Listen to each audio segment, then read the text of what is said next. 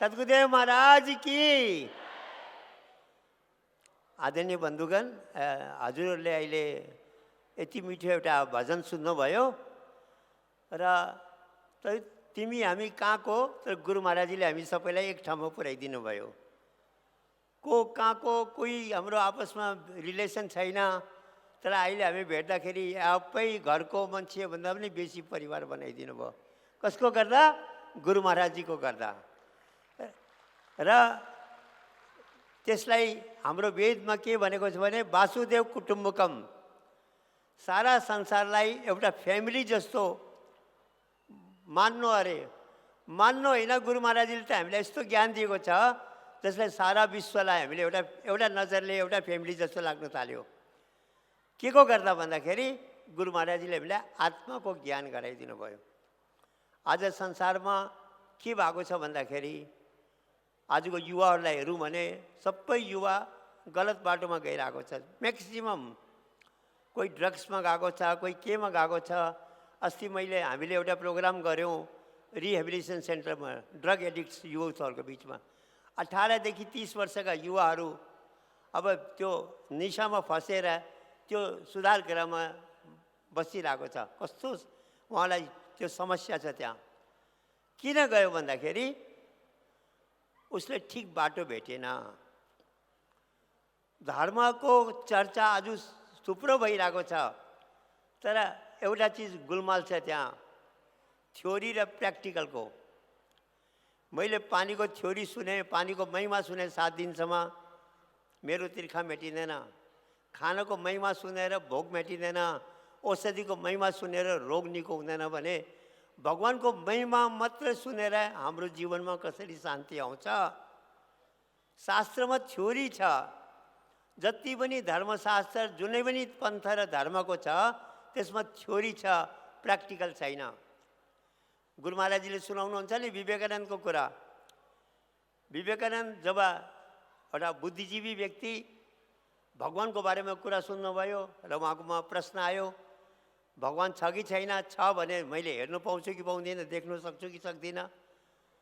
थुप्रा गुरुहरूकोमा गए, ठुल्ठुला विद्वानहरूकोमा गए। उहाँको एउटै प्रश्न थियो, तिमीले भगवानलाई देखेको छौ? मलाई देखाउन सक्छौ भन्दा सबै चुप लाग्थे। अन्तमा एकजनाले भन्यो, होइन एउटा छ अरे। बेलुर मठमा एकजना पुजारी छ अरे, उसले भगवानलाई देख्ने कुरा गर्छ, कोही बेला पगला जस्तो कुरा गर्छ। अब क्या हो, तर तपाईँ त्यहाँ चाहिँ एकखेप प्रयास गर्न सक्नुहुन्छ। विवेकानन्दजी जानुभयो त्यहाँ। विवेकानन्दजीलाई हेर्ने बित्तिकै रामकृष्ण परमहंसले के भन्यो, अरे म त तिमीलाई कहिलेदेखि पर्खिरहेको थियो, तिमी भर्खर आइपुग्यो भनेर। पक्कै मेन्टल रहेछ, मेरो उसको परिचय छैन, पहिल्यै भन्दैछ म त तिमीलाई कहिलेदेखि पर्खिरहेको, तिमी त भर्खर आयो भनेर। र पनि उसले सोध्यो, हजुरले भगवानलाई देख्नु भएको छ भने? उहाँले थ्योरीको कुरा गरेन। उहाँले भन्यो, हे विवेकानन्द, जति स्पष्ट म तिमीलाई देख्दैछु त्यो भन्दा पनि स्पष्ट मैले प्रभुलाई आफ्नो हृदयमा देखेको छु।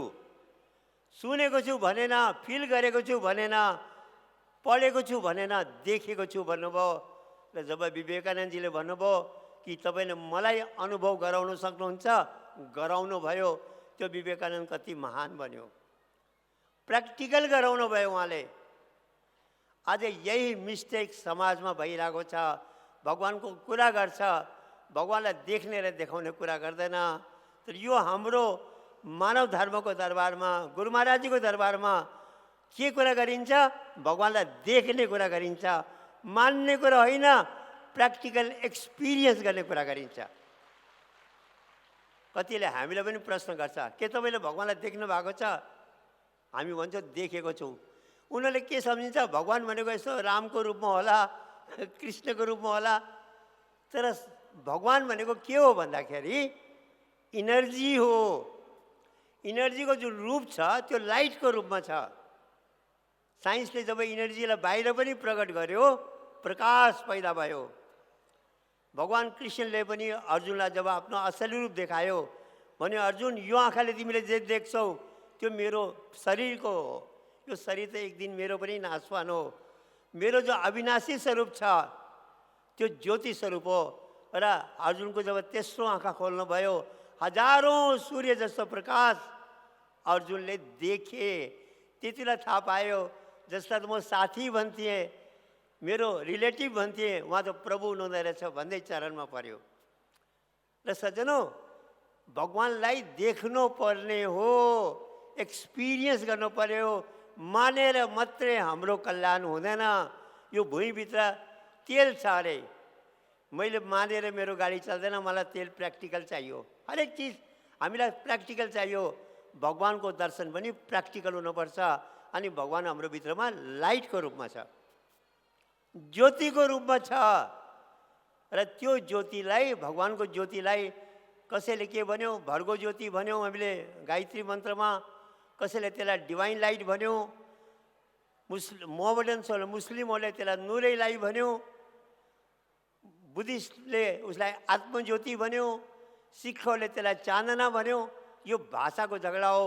जसरी पानी, हामीले यो गङ्गा नदीको पानी, जमुना नदीको पानी, फलाना नदीको पानी भनेर भन्नु सक्छौँ, तर त्यो पानीको हामीले एनालाइज गऱ्यो भने त्यसमा हाइड्रोजन र एटम छ। र पानीको टेक्निकल नाम के हो भने हामी H2O भन्छौँ। त्यसरी त्यो जो भगवान छ त्यो हाम्रो भित्रमा ज्योतिको रूपमा छ। र भन्यो God is light, in him there is no darkness. भगवानको असली रूप ज्योति हो। त्यो ज्योतिलाई हामीले हाम्रो भित्रमा अनुभव गर्न सक्छौँ, देख्न सक्छौँ। एउटा डक्टरले के भन्यो भन्दा, ए तपाईँले ढाँटेको भित्र कुनै भगवानको ज्योति छैन भन्यो। किन छैन भन्दाखेरि हामीले एक्सरे गऱ्यौँ, MRI गऱ्यौँ, सबै प्रकारका टेस्टिङ गरिसक्यौँ, सिटी स्क्यान गऱ्यौँ, कहीँ पनि हामीले भगवानको ज्योति भेटेन। त्यो धर्मको तपाईँहरूले मान्छेलाई ढाँट्नु हुँदैछ भन्यो। अब डक्टरलाई त प्रुफ चाहियो। हाम्रो महात्माजीले भन्नुभयो, डक्टर साहब, मान्छेको खुनभित्र कुनै बिमारी छ भने यो आँखाले हेरेर भन्नु सक्नुहुन्छ फलाना बिमारी हो भने? होइन, खुनभित्र भएको कीटाणु त मसिनो हुन्छ, त्यसलाई हामीलाई माइक्रोस्कोप चाहिन्छ। मसिनो कुरोलाई हेर्नु लागि मसिनो यन्त्र चाहिन्छ। हजुरको साइन्सले कति मसिनो पावरफुल माइक्रोस्कोप बनायो भन्दाखेरि हामीले एटोमिक माइक्रोस्कोप बनाइसक्यौँ। परमाणुभित्र के छ, इलेक्ट्रोन छ, प्रोटोन छ, न्युट्रोन छ, क्वार्क भन्ने सब एटोमिक पार्टिकल्स त हामीले सबै भेटिसक्यौँ। त्यति पावरफुल माइक्रोस्कोप हामीले बनाइसकेको छ। डक्टर साहब, त्यो इलेक्ट्रोनभित्र के छ, प्रोटोनभित्र के छ, त्यो पनि भेट्नुभयो भन्दा त्यो त पोसिबल छैन, त्यो त हाम्रो मिसिनले भ्याउँदैन भने। महात्माजीले भन्नुभयो, साइन्सले भन्छ, पहिला त हामी मान्थ्यौँ ठुलोमा बेसी पावर हुन्छ। साइन्सले प्रुभ गर्यो जो चिज जति मसिनो छ त्यति नै बेसी त्यसमा पावर छ। जो जति बेसी पावर छ जसकोमा, त्यो त्यति नै बेसी मसिनो छ, सानो छ। र भगवान त सबभन्दा पावरफुल हो, त भगवान त सबभन्दा मसिनो भयो। एटम प्रोटोनभन्दा, इलेक्ट्रोनभन्दा पनि मसिनो भयो। जब तपाईँको साइन्सले इलेक्ट्रोन र प्रोटोनभित्र के छ देख्न सकेको छैन भने त्यो भगवानको ज्योतिलाई कसरी देख्ने? त्यो त अति सूक्ष्म भयो।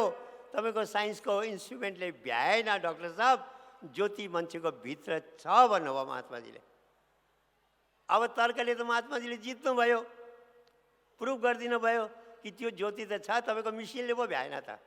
मिसिन ठुलो भइदियो, त्यो ज्योति भगवानको सूक्ष्म भइदियो। डक्टरले भने ठिक छ, तपाईँले, मैले माने तपाईँको तर्क, त तपाईँको भित्रमा कुन चाहिँ तपाईँसँग मेसिन छ र तपाईँले देख्नुहुन्छ त्यसको थ्रुबाट देखाउनुहोस् त हजुरको मेसिन भन्दाखेरि महात्माजीले भन्नुभयो, हाम्रो भित्रै भगवान्ले मेसिन फिट गरिदिएको छ, जसलाई हामी तेस्रो आँखा भन्छौँ, थर्ड आई भन्छौँ, डिभाइन आई भन्छौँ। गीतामा त्यसलाई दिव्य नेत्र भनेको छ। कुनै कुनै शास्त्रमा आई अफ शिवा भनेको छ, भगवान् शिवको त्रिनेत्र भनेर भनेको छ। र हामी सबैसँग तेस्रो आँखा छ। त्यो आँखालाई खोल्यो भने, त्यो आँखा खुल्यो भने, त्यो आँखा यति पावरफुल छ, त्यो तपाईँको एटोमिक माइक्रोस्कोप भन्दा पनि पावरफुल छ। त्यसमा त्यसले भगवानको ज्योतिलाई देखाइदिन्छ। र भगवानले हामी सबैलाई जाति छुट्याएको छैन, धर्म छुट्याएको छैन, गरिब अमिर छुट्याएको छैन, देश पनि छुट्याएको छैन। सबै मानवको भित्रमा भगवानले तेस्रो आँखा फिट गरिदिएको छ, जुन आँखाले भगवानको ज्योतिलाई देख्न सकिन्छ। डक्टरले भने ठिक छ, मैले माने, मेरै भित्र भगवानको ज्योति छ, मेरै भित्र आँखा छ भने त म आफै हेरिहाल्छु नि। गुरुकोमा किन जानु पर्यो? महात्माजीले भन्नुभयो, डाक्टर साहब त्यो पनि प्रुभ गरिदिन्छु म। हजुरले माइक्रोस्कोप हेर्नु भएको छ भने त्यसमा दुईवटा सिसा हुन्छ, एउटा माथि हुन्छ एउटा तल हुन्छ। महात्माजीले त्यो माइक्रोस्कोपको दुईवटा सिसा घुमाइदिनु भयो अनि सोध्नुभयो, डाक्टर साहब तल केही देखिन्छ? देखिँदैन भन्यो। किन भन्दाखेरि जबसम्म यो दुईवटा लेन्स एउटा एङ्गलमा हुँदैन तल राखेको चिज देखिँदैन भन्यो। हो, हाम्रो तेस्रो आँखाको पनि लेन्स मिलेको छैन। त्यसलाई मिलाउने इन्जिनियर, त्यसलाई मिलाउने महान पुरुष हाम्रो गुरु महाराजजी हो। उहाँले मिलाइदिएपछि तपाईँ हामीले ज्योति देख्यौँ। हजुर यहाँ हजारौँ सङ्ख्यामा भक्तहरू बस्नु भएको छ, सबैले त्यो परमात्माको ज्योति देख्नु भएको छ। हरिद्वारमा एकजना भाइ थियो, उसले हाम्रो सत्सङ्ग सुनेछ, उसलाई विश्वास लागेन भित्र ज्योति देखिन्छ कि भनेर। बा यिनीहरूले ढाँटेको कि भनेर। हाम्रो नेपालगञ्जमा एउटा प्रोग्राम थियो, हरिद्वारबाट आएछ। अनि प्रोग्राममा हाम्रो गरिब आमा दिदीहरू, गाउँका बुढाबुढीहरू, उनीहरूले एकलाई भेट्दै उसले सोधेछ, तपाईँ आँखा बन्द गर्दा के ज्योति देख्नुहुन्छ? सबैले देख्छु भनेछ। त्यहाँबाट ऊ जिज्ञासु भनेर मलाई छिटो ज्ञान चाहियो भनेछ। पहिला त तिमीले मागेको थिएन, अहिले किन मागेको भन्दा हो मलाई डाउट थियो। त्यो नेपालगञ्जको बुढी आमाहरूले पनि सबैले भन्छ म त भित्र आँखा बन्द गर्छु, गुरु महाराजजी कृपाले ज्योतिको दर्शन गर्छु। ए हो रहेछ, अब म चाहिँ विश्वास भयो भन्यो। र सज्जनों, असली गुरुको महापुरुषको पहिचान नै हो उसले हाम्रो तेस्रो आँखा खोलेर भित्र भगवानको ज्योतिको दर्शन गराइदिन्छ। त्यो दर्शन गरेपछि थाहा लाग्दै रहेछ भगवान मान्ने चिज होइन रहेछ, एक्सपिरियन्स गर्ने चिज रहेछ। अनि तपाईँ हामी कति भाग्यशाली हौँ, हामीले त्यो प्रभुलाई आफ्नो भित्र देख्न पायौँ। अचम्मको कुरा हो यो। यहाँ कतिले सुरुमा विश्वास गर्नुहुन्न होला। आमाको गर्भमा प्रत्येक बच्चाको तेस्रो आँखा खुल्छ। उसले गर्भमा ज्योतिको ध्यान गरेको हुन्छ। त्यहाँ भगवानले छुट्याएको छैन कि यसको आँखा खुल्छ यसको खुल्दैन भने। गर्भमा सबैको तेस्रो आँखा खुलेको हुन्छ। त्यो बच्चाले गर्भमा भगवानको ज्योतिको ध्यान गर्छ 3 महिनासम्म। हाम्रो शास्त्रमा लेखेको पनि छ, गरुड पुराणमा, गर्भ गीतामा, कि भगवानको ध्यान सुमिरन गर्छ अरे बच्चाले आमाको गर्भमा। र त्यो ध्यान गर्नाले त्यो बच्चा बाहिर आउँदा कस्तो मस्त हुन्छ, आनन्दमा हुन्छ। अनि साइन्सले भन्छ उसको ब्रेन, दाहिने ब्रेन पनि खेलिरहेको हुन्छ। गर्भको त्यो ध्यानले उसले डबल फाइदा पायो। बाहिर आएपछि उसको यो आँखा खुल्यो, उसले बाहिर आँखा खोल्दा लाइट देख्छ, भित्र आँखा खोल्दा, आँखा बन्द गर्दा भित्रको ज्योति देख्छ। उसको दिमागको विकास भएको छैन, लजिकल ब्रेन डेभलप भएको छैन। त्यो बच्चाले दुईटा लाइटलाई केही फरक मान्दैन। भित्रको लाइट हेर्दा पनि त्यही हो, बाहिरको लाइट हेर्दा पनि त्यही हो। बिस्तारै बिस्तारै उसले भित्रको लाइट, भित्रको ज्योतिको ध्यान गर्न छोडिदिन्छ। ध्यान नगर्नाले, आँखालाई युज नगर्नाले त्यो आँखा बिस्तारै बन्द भएर गयो, इनएक्टिभ भयो। हजुरले कुनै अङ्गलाई प्रयोग गर्नु भएन भने त्यो अङ्गले काम गर्न छोड्छ। र आँखा बन्द भयो। अब तपाईँ 2, 3, 4 वर्षको नानीलाई सोध्नुभयो भने आँखा बन्द गर्दा केही देख्छ देख्दैन भने, हो सानो नानीहरूले कोही भन्छ मैले आँखा बन्द गर्दा लाइट देख्छु भनेर। र आँखा बन्द भयो, अब ऊ भौतिक भइहाल्यो। र हाम्रा पुर्खाहरूलाई यो कुरो थाहा थियो कि यसको तेस्रो आँखा बन्द भएर जाँदैछ, यसले जीवनमा त्यो आँखा फेरि खोलेन भने यसको जीवनमा सुख र शान्ति हुँदैन। संसारमा जे पनि गर्नुहोस्, जबसम्म हामीले भगवानसँग कनेक्ट गर्दैनौँ सुख र शान्ति जीवनमा पाइँदैन, खुसी भन्ने कुरो जीवनमा पाउँदैन। मेरोमा इजरायलबाट एकजना भाइले फोन गर्यो, हाम्रो विमल दाजुको छोरा हो उहाँ, शिव गेराईले। उसले भन्यो, डाक्टर साहब यहाँ थुप्रो नेपालबाट युथ आए, इन्डियाबाट पनि कति युथ आए, राम्रो पैसा कमाए। पैसा कमाएर मैले जीवनमा सुखी खुसी हुन्छु, सुख र शान्ति पाउँछु भनेर पाएन।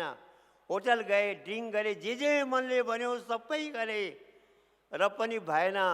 अब कति डिप्रेसनमा गइसक्यो, कतिले सुसाइड गरिसक्यो। अब उहाँलाई अध्यात्म चाहियो।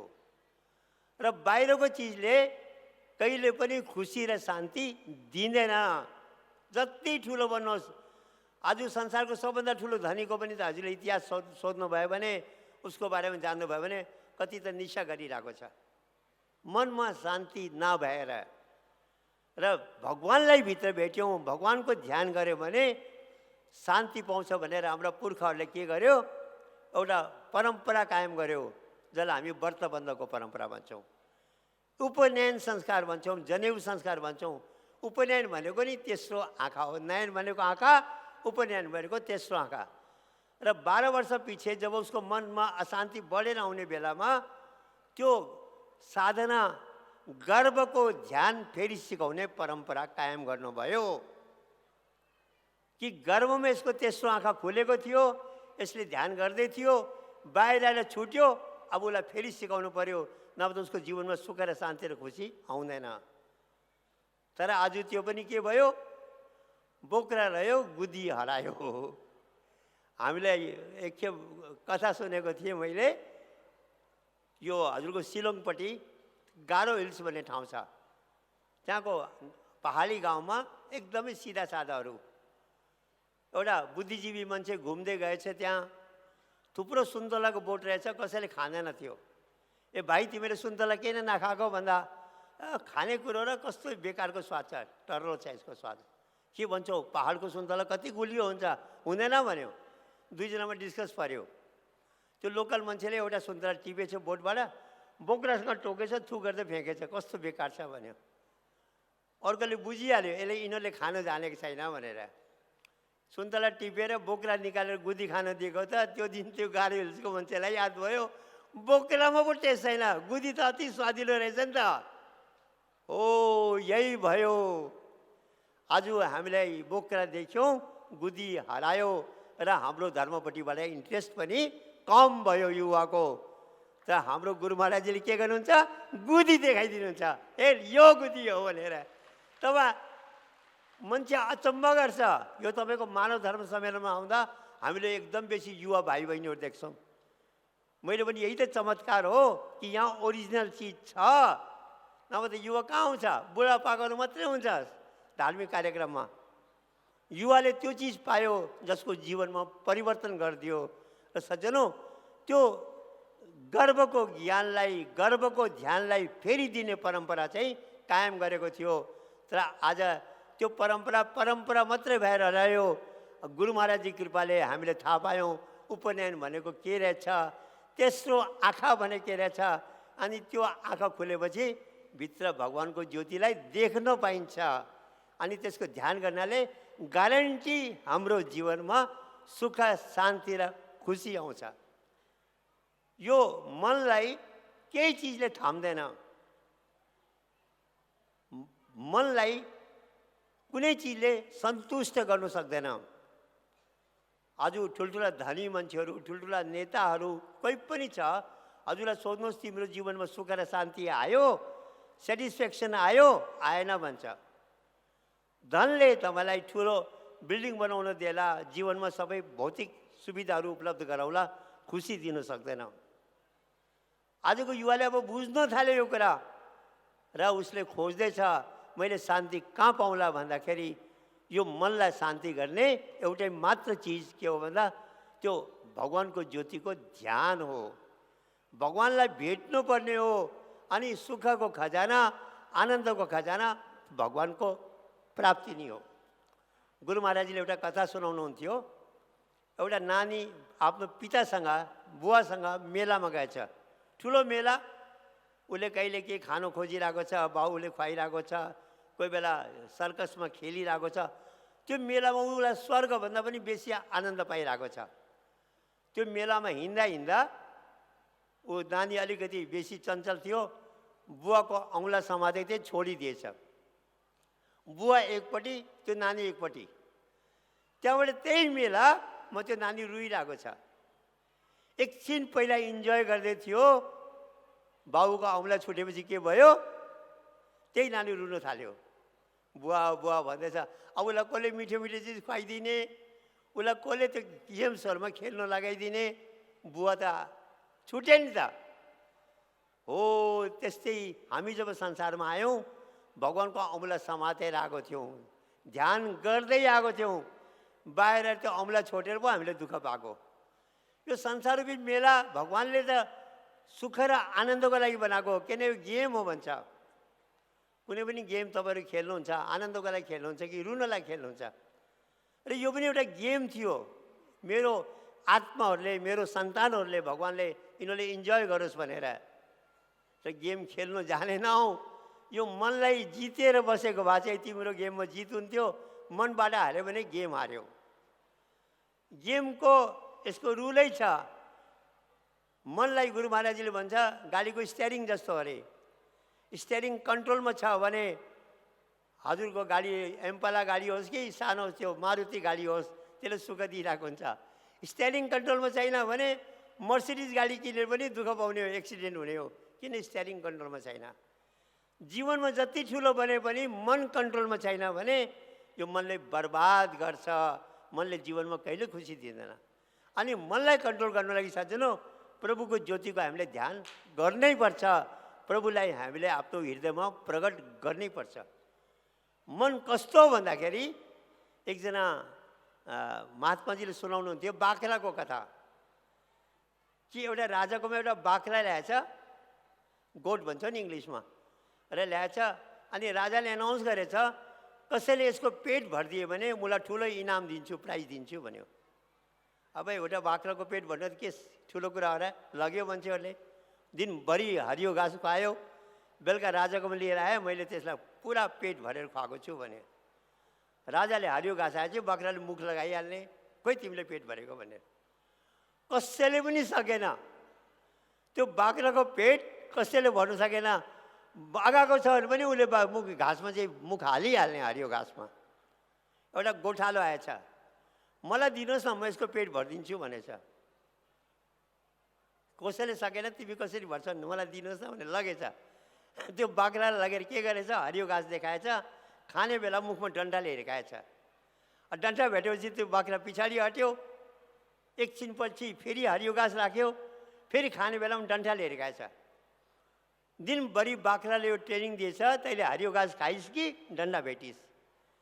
बेलुकासम्म त ट्रेन भएछ त्यो बाख्रा, हरियो घाँस हेर्ने बित्तिकै मुखै त्यति हेर्दै नहेर्ने, डन्ठा भेट्छु कि भन्ने डरले। बेलुका राजाकोमा लिएर आएछ, महाराज मैले यसको पेट भरिदिएँ भने। राजाले हरियो घाँस राख्यो, हेर्दै हेर्दैन, ए पक्का तिमीले पेट भरेछ भनेर उसलाई ठुलो प्राइज दियो। तर राजालाई चित्त बुझेन, भाइ तिमीले यस्तो कुन चाहिँ जडीबुटी खुवायो जो यसको पेट भर्यो, मलाई भन न भन्यो।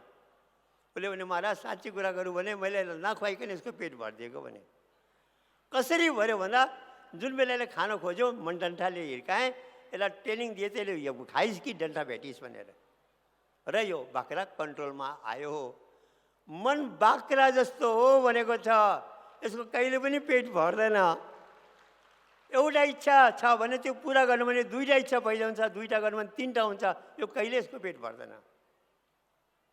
र यसलाई के गर्नु पर्यो, हिर्काउनु होइन, कन्ट्रोल गर्नु पर्यो, र मात्रै यो जीवनमा हजुरले सुख शान्ति पाउँछ। तर मनलाई रोक्ने कुनै ब्रेक कसैकोमा छैन। साइन्सले यति विकास गरिसक्यो, हवाईजहाज रोक्ने ब्रेक बनायो, पानी हिँड्ने जहाजहरूको ब्रेक बनायो, गाडीको ब्रेक बनायो, तर वैज्ञानिक पनि परेशान छन्, साइन्टिस्ट पनि केही उहाँहरूकोमा सल्युसन छैन। मनको ब्रेक कसरी लगाउने, र संसारमा अशान्ति फैलिएर गयो। जब जब त्यस्तो अशान्ति फैलिन्छ, कुनै न कुनै महापुरुष संसारमा आउँछ अनि त्यो सत्यको शान्तिको स्थापना गर्छ। आज पनि हामीले गुरु महाराजजी कृपाले मनलाई रोक्ने त्यो ज्ञान पायौँ जसलाई हामीले गर्भमा पाएको थियो। आजभोलि हामीले त प्रचार गर्दा के भन्नु थालेको छ भन्दाखेरि तिमी कुनै ठाउँमा जाऊ, किनभने मान्छेले के भन्छ, भगवान् एउटा छ अरे, बाटो थुप्रो छ अरे, जुनै बाटो गए पनि भगवान् भेटिन्छ भन्छ। यो जेनरल भनाइ छ, तर होइन रहेछ नि सजनो। गर्भमा के भगवान्ले अलग अलग ध्यान गर्नु सिकायो?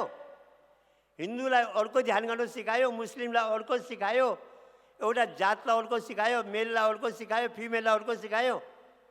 गर्भमा त भगवान्ले सबैलाई एउटै ध्यान सिकायो होला नि, एउटै ज्ञान दियो होला नि। त बाटो कतिवटा भयो? एउटा भयो, दुईवटा पनि छैन। त्यो ओरिजिनल बाटो हो जसलाई तपाईँ हामीले गर्भमा अपनाएको थियौँ।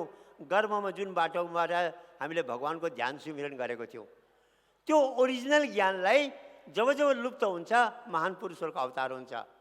गीतामा भगवान कृष्णले भने, अर्जुन यो ज्ञान मैले सृष्टिको रचना हुनुभन्दा पहिला सूर्य लगाएको थिएँ, व्यवस्वत सूर्यलाई दिएको थिएँ, व्यवस्वानलाई मनुले पायो, इक्ष्वाकुले पायो, राजऋषिमा आयो, त्यहाँबाट यो ज्ञान लुप्त भएर आज त्यही ज्ञान म तिमीलाई फेरि दिँदैछु। कतिजनाले हाम्रो मानव धर्मको भिडियोहरू हेर्छ, भन्छ तपाईँहरूको भिडियोले ज्ञानको महिमा छ, ज्योतिको महिमा छ, भगवानको ज्योतिको महिमा छ। कुनै भिडियो छैन जसमा त्यो ज्योतिलाई कसरी देख्ने, तेस्रो आँखा कसरी खोल्ने, किन भिडियो नबनाइदिएको, तपाईँले किन कप्टी गरेको भनेर प्रश्न गर्यो कतिजनाले। हामीले भन्यो, भाइ तिम्रो ग्याल ब्लेडरको अपरेसन हुनेवाला छ भने तिमीले एउटा सर्जनलाई खबर पठायो कि डक्टर साहब एउटा भिडियो बनाएर पठाइदिनु नि, कसरी ग्याल ब्लेडरको अपरेसन हुन्छ, म गरिहाल्छु नि। पोसिबल छैन नि त। डक्टरकोमा जानैपर्छ, अपरेसन उसैले गर्ने हो नि। र यो तेस्रो आँखा खोल्ने भनेको सर्जिकल अपरेसन जस्तै हो, भिडियोबाट कहिले खोलिने होइन। चेतन महापुरुषले चाहिन्छ, जसले को कृपाले हामीले यो भित्रको ज्योतिको ध्यान गर्नु सक्छौँ, तेस्रो आँखा खोल्न सक्छौँ। एउटा कुरा म गरेर हजुरलाई बिदा लिन्छु। समयको महापुरुषको महत्त्व चाहिँ के रहेछ भने, एउटा पास्टरज्यू मेरोमा आउनुभयो, उहाँले भन्नुभयो तपाईँ मानव धर्मको होइन हजुर भने।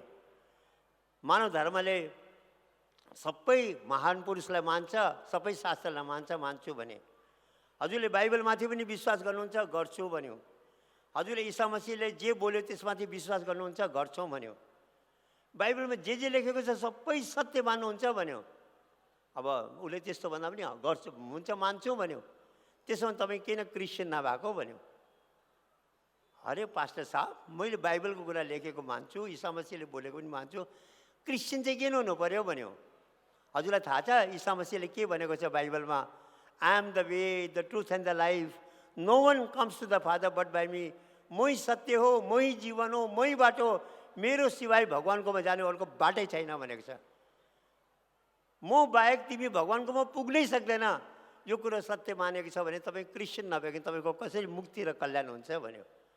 अब त उसले समातिहाल्यो।